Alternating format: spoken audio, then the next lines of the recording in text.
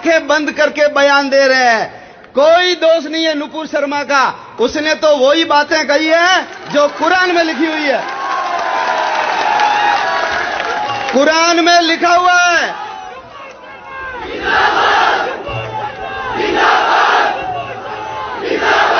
कुरान में लिखा हुआ है कि धरती चौकोर है। बोलो, धरती चपटी है या गोल? और धरती गोल है इसलिए हमको एक विषय पढ़ाते थे, उस विषय का नाम है भूगोल। क्यों? क्योंकि भूमि कैसी है। लेकिन ये इतने कट्टरपंथी है, उपग्रह ने फोटो भेज दिए गोल धरती के, लेकिन उसको मानने के लिए वो तैयार नहीं है। चलेंगे सीधे, धरती का किनारा आ जाएगा, नीचे गिर जाओगे, ऐसा लिखा हुआ है। उड़ता हुआ घोड़ा नुपुर शर्मा ने अपने मन से नहीं कहा।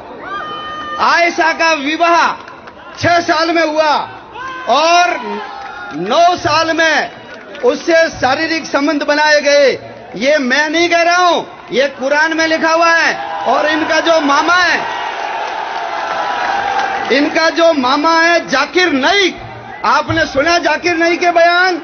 जाकिर नाइक ने कहा है, जनसत्ता अखबार ने लिपापोती करके उसको 9 साल से 19 साल का बना दिया। लेकिन जाकिर नाइक ने कहा जनसत्ता ने गलत लिखा है। आयशा की उम्र कितनी थी? कोई गलत नहीं बोला। मुल्ले और मौलवियों को आगे आकर के बोलो, स्पष्टीकरण देना चाहिए कि नहीं देना चाहिए?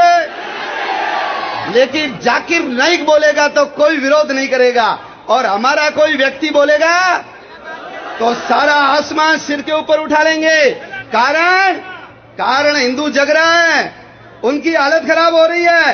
हिंदू जग गया तो मेरा क्या होगा, तेरा क्या होगा रे कालिया।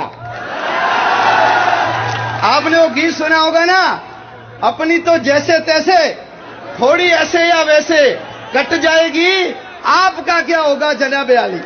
तो आपका क्या होगा ये जानते हैं, इसलिए ये विद्रोह कर रहे हैं। भाइयों, मैं आपको कहता हूं, आपने रामायण पढ़ी हो नहीं पढ़ी हो कोई बात नहीं, गीता पढ़ी हो नहीं पढ़ी हो कोई बात नहीं, वेद देखे हो या नहीं देखे हो कोई बात नहीं। आप सबसे निवेदन करता हूं, आप कुरान पढ़िए।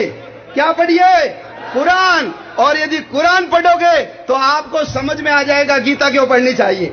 जब तक कुरान नहीं पढ़ोगे आपको गीता क्यों पढ़नी चाहिए समझ में आने वाला नहीं है। इसलिए सब लोग हिंदू धर्म ग्रंथ, तो हम तो चलो बचपन से माता पिता, दादा दादी, नाना नानी हमको संस्कारों में सिखा देते हैं, जो हमारे धर्म ग्रंथों में वो हमको बता देते हैं, प्रैक्टिकली बता देते हैं। लेकिन उसको नहीं पढ़ते, उसको पढ़ेंगे तो आपको सब चीजें समझ में आ जाएगी कि ये जो बातें हैं उठ कहां से रही है।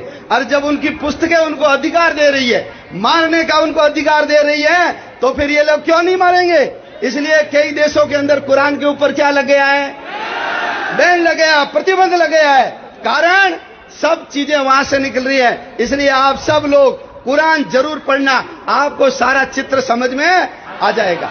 भाइयों, हम सब लोग संगठित थे, एक थे, इकट्ठे होते थे, यज्ञ करते थे, पूजा करते थे, सत्यनारायण की कथा करते थे, कुंभ में जाते थे, मंदिरों में शाम को इकट्ठे होते थे। ये सब हम भूल गए।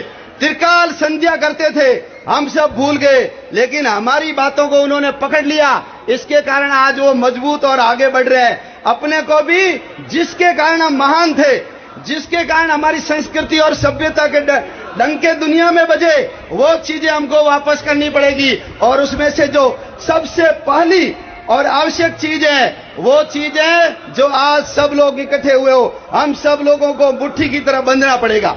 राजपूत अकेला पूरा नहीं है, जाट अकेला पूरा नहीं है, ब्राह्मण अकेला पूरा नहीं है, एससी और एसटी के लोग अकेले पूरे नहीं है। ये जब सब मिलेंगे तो जाकर के पूरे होते हैं। इसलिए जातिवादी भावना से ऊपर उठना और हिंदू हम सब एक। दुनिया में 2 प्रकार के काम होते हैं, एक होते हैं अच्छे काम, गायों को चारा डालना, पक्षी को चुग्गा देना, प्याऊ लगाना, कहीं पेड़ लगा देना, कहीं शेड लगा देना, कुर्सियां लगा देना, ये सब अच्छे काम है। लेकिन दूसरे काम होते हैं आवश्यक काम।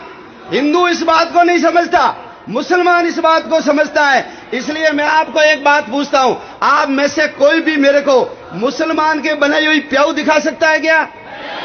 मुसलमान का बनाया हुआ पक्षी चुकाकर बना सकता है क्या कोई? बता सकता है क्या कोई? मुसलमान कभी पेड़ लगाता है क्या? कभी लंगर चलाता है क्या? गौशाला या धर्मशाला हॉस्पिटल बनाता है क्या? अरे कभी भूकंप और बाढ़ आ जाए तो फटी हुई लुंगी और पजामा तक नहीं देता वो प्रधानमंत्री राहत कोष के अंदर फूटी कौड़ी 5 पैसे भी नहीं देता। क्यों? क्योंकि उसको पता है ये बेवकूफी के काम कौन करता है? हिंदू करता है। इसलिए वाटर कूलर लगाएगा हिंदू, पानी कौन पिएगा?